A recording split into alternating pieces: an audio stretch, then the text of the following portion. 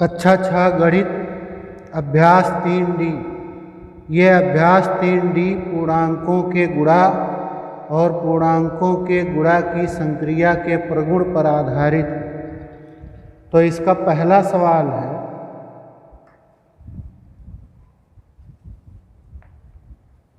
ये रिक्त स्थान को भरिए। इस तरह के सवाल में कोई पैटर्न होता है, अध्ययन करके उसी का फॉलो करना रहता है। अध्ययन करें तो देखें 7 एकन्यम 7 में 1 का गुणा करके इसे प्राप्त किया। फिर 9 में 3 का गुणा किया, पहले 1 का फिर 3 का, और अगली बार 5 का गुणा किया। एक बार 1 का गुणा, एक बार 3 का, एक बार 5 का, तो अब की 7 का करें। और 13 में 7 का गुणा करेंगे तो 91 हो जाएगा, ये वाला विकल्प से। यहाँ 91। प्रश्न नंबर 2, निम्नांकित के मान ज्ञात करें। तो अब ये पूर्णांकों के गुणनफल पर आधारित है। उसके लिए हमने देखा है कि समान चिन्ह के पूर्णांकों का गुणा धन में आता है।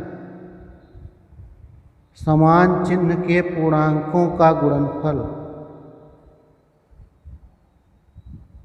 ये धनात्मक होता है,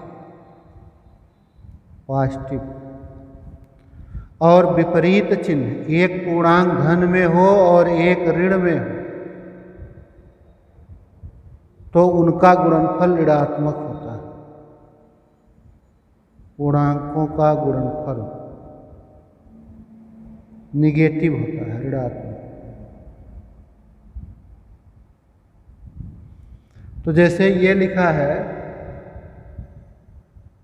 8 गुणे ऋण 4 गुणे ऋण 5। तो हम लोग ऐसे क्रम से भी गुणा कर सकते हैं, लेकिन आप जानते हैं कि ये पूर्णांकों का गुणनफल क्रम विनिमय नियम का पालन करता है। चाहे जिसका जिसका गुणा पहले कर ले, फिर गुणनफल में अगले वाले पूर्णांक का गुणा करें, गुणनफल उतना ही प्राप्त होगा। तो सुविधा जिस पूर्णांक को गुणा करने में सरलता हो उसे पहले ले लेते हैं। जैसे ये ऋण 4 गुणे ऋण 5, इस 8 को ऐसे लिख दें और ऋण 4 गुणे ऋण 5 इनका गुणा कर दें, तो दोनों समान चिन्ह के हैं, इसलिए धन में हो। कितना हो जाएगा धन में? 4 पचे 20। तो अब यह भी धन है, यह भी धन है, फिर इनका गुणा धनात्मक आएगा और होगा कितना? 20 अट्ठे 160। अब यहाँ धन लिखो या ना लिखो, हो गया 160। फिर खा वाला इसी तरह से ऋण 10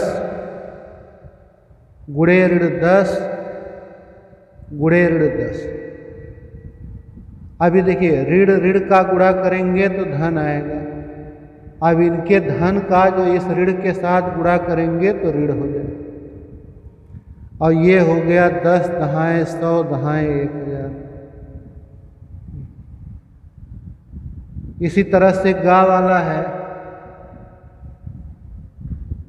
ऋण 2 गुणे 35 गुणे ऋण 5।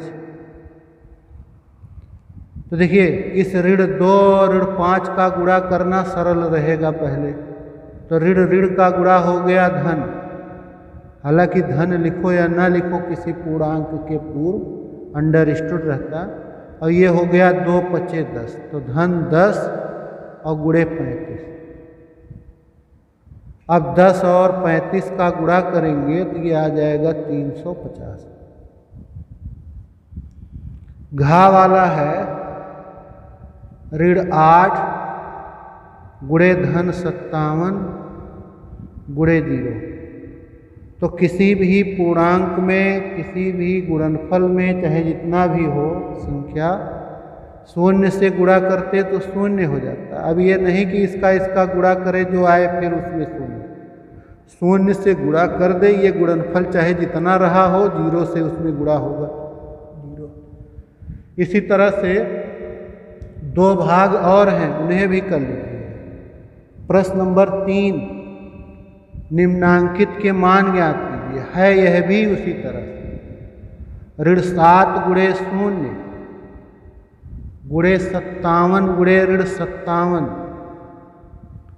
तो आप देखिए ऋण 7 का 57 का ऋण 57 का गुणा करने पर चाहे कितना भी आए, फिर जब उसमें 0 का गुणा कर देंगे तो गुणनफल 0। तो इसलिए शेष का गुणा करने की आवश्यकता नहीं है। 0 से किसी भी संख्या में, प्राकृतिक संख्या में, पूर्ण संख्या में, पूर्णांक में गुणा करते हैं तो गुणनफल 0 आता है। खा वाला है 1456 गुणे 625 ऋण 456 गुणे 625। देखिए अगर आप इसका और इसका गुणा करके लिख दें, ऋण लिख करके इसका गुणा कर दें, फिर इस गुणनफल में से इसको घटा दें तो भी आ जाए। लेकिन यदि हम वितरण नियम का उपयोग करें तो वितरण नियम के उपयोग से ये आसानी से हो जाएगा। और वितरण नियम का उपयोग करने के लिए आपने देखा है कि यदि A धन B इसके साथ C का गुणा करें, चाहे ये C पहले हो चाहे बाद में, ये हो जाएगा A गुणे C धन B गुणे C। अब अगर हमें ऐसा पक्ष लिखा मिल जाए, यही C A के साथ भी गुणा हो, यही C B के साथ भी गुणा हो, तो A धन B कर लें और पूरे के साथ C का गुणा, चाहे वो प्लस वाला हो चाहे माइनस, माइनस में भी यही करेंगे। बराबर होगा A के C के साथ गुणा ऋण B का C के साथ। अब ऐसा हमें कहीं पक्ष मिल जाए तो इसको लिख सकते हैं कि A ऋण B एक साथ कर दें, तब उसके साथ C का गुणा। तो उसी तरह का है।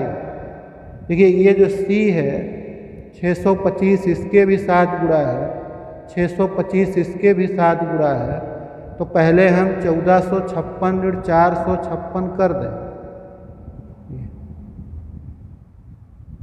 जो भी आएगा उसका इस 625 के साथ गुणा कर। अब इस 1456 में से 456 घटा दें तो हो जाएगा 1000 गुणे 625। 625 में 1000 से गुणा करेंगे, 625 के बगल 3 शून्य बढ़ जाए। अच्छा ऐसे ही गा वाला भी है, गा भी इसी तरह। ये है ऋण 187 गुणे ऋण 54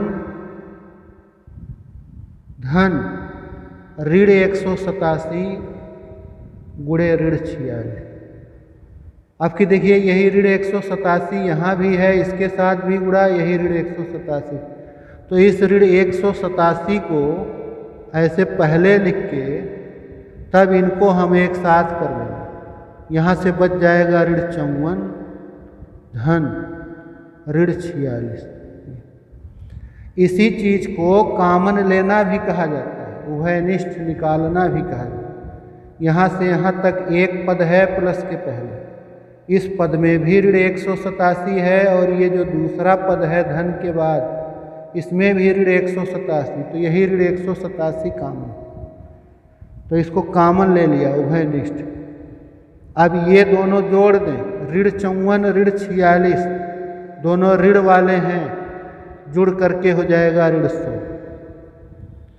अब इस ऋण और ऋण का गुणा हो जाएगा धन, धन लिखो या न लिखो, और 187 का 100 में गुणा करेंगे तो इसके बगल 2 शून्य बढ़ेंगे। इसी तरह से ये जैसे घा वाला है 18764 गुणे 99 ऋण 18764 लिखा है। तो इसे हम लोग लिख सकते हैं 18764 गुणे 99 और ऋण ऋण का गुणा हो गया धन 18764। अब देखिए 18764 के साथ किसी संख्या का गुणा नहीं है, तो हम लोग गुणे 1 करके लिख सकते, कोई प्रभाव नहीं पड़ेगा। 18,764 का 1 में गुणा करो, वही रह जाएगा जितना था। अब फिर देखिए यहाँ से यहाँ तक इस प्लस के पूर्व पद का बंटवारा हमेशा प्लस माइनस से होता है। तो प्लस के पूर्व ये एक पद है और प्लस के बाद एक दूसरा पद है, दोनों में ही यही 18,764 है। तो इसे कॉमन ले लो, या कहें कि वितरण नियम का पालन कर दें। ये हो गया सी गुणे ए धन सी गुणे बी, तो सी बाहर कर दें, कोष्ठक में ए धन बी कर दें। तो वैसे यहाँ है, ये कॉमन हो गया तो ये बच गया 99 धन, ये कॉमन चला गया तो ये हो गया ये 18,764 गुणे, यहाँ गुणे है कोष्ठक के इसके 99 और 1 जोड़ दें तो 100। 18,764 में 100 का गुणा करेंगे तो बगल में 2 शून्य। इसी तरह से इसका अंगा वाला भाग भी, ये 15,341 गुणे ऋण 2 धन ऋण 15,341 गुणे 58। इसे लिख सकते हैं, इस ऋण का गुणा इसके साथ भी कर सकते। ये धन हो ये ऋण तब भी गुणनफल आएगा ऋण, या ये ऋण हो वह धन तब भी गुणनफल ऋण में आए। तो इसको हम लोग ऐसे लिख सकते हैं, इसके साथ ऋण लगा दें ये। अब इसे केवल 2 लिखते, क्यों कर रहे हैं इसे देखते हैं। या तो इसको ऐसे रहने दें धनात्मक, तब इसे धनात्मक बना लें। इसे धनात्मक बनाने के लिए इसका ऋण इसके साथ करें, ये दोनों विकल्प सही। तो ये हो गया 18। अब फिर वितरण नियम के हिसाब से देखिए, यही ऋण 15,341 दोनों, तो यहाँ हो गया ऋण 15,341, यहाँ से हो गया 2 धन, यहाँ से 18 ऋण 15,341 गुणे 100। इसका इसमें गुणा करेंगे तो इसके बगल 2 शून्य गुणे। इस प्रकार इसको आप कर सकते हैं। एक भाग और है चा वाला भी, इसे भी देख लीजिए। ये है ऋण 8 गुणे 10 ऋण 5 ऋण 43 धन 58। तो हो गया ऋण 8 गुणे, इस ब्रैकेट के भीतर ये दोनों धन वाले पहले जोड़ दें तो 98 10 108, और ऋण वाले दोनों जोड़ दें तो ये हो गया ऋण 48 बराबर ऋण 8। 108 में से 48 घटा दे तो 60। ऋण 8 का 60 में गुणा कर दें, एक ऋण है एक धन तो आएगा ऋण में, और 8 गुणे 60 हो जाएगा 480। प्रश्न नंबर 4, प्रश्न नंबर 4 ये मिलान करने वाला। पंक्ति का के 2 पूर्णांकों का गुणनफल पंक्ति खा में दिए गए हैं, इन्हें मिलान कर लिखिए। जैसे ये 3 गुणे ऋण 2, एक धन है एक ऋण तो आएगा ऋण में, और कितना आएगा 3 दूना 6, तो ऋण 6। तो इसका इससे मिलान है। ऋण 4 गुणे ऋण 5, तो ये हो गया ऋण ऋण का गुणा धन, और 4 पचे 20, तो धन में 20 आएगा, इसका इससे मिलान। ऋण 6 गुणे 4, तो ऋण 24 आएगा, इसका इससे मिलान। 7 गुणे 5, दोनों धन वाले हैं तो धन में आएगा और 35 आएगा, तो इसका यहाँ आ जाएगा। आप अगल बगल लिख करके एक लाइन यहाँ लिख दीजिएगा इतने पूरे को, और खा वाली लाइन यहाँ लिख दीजिएगा, तब ऐसे मिला लीजिएगा। ऐसे और भी मिला सकते हैं आप। 5 गुणे ऋण 3, ये आएगा ऋण 15 से मिल जाएगा। ऋण 8 गुणे ऋण 3, ऋण ऋण का गुणा धन, और 8 3 24, तो ये उस पूर्णांक को ज्ञात कीजिए जिसका ऋण 1 से गुणनफल है ऋण 37। कह रहे हैं कितने से गुणा करें ऋण 1 के साथ कि आ जाए ऋण 37।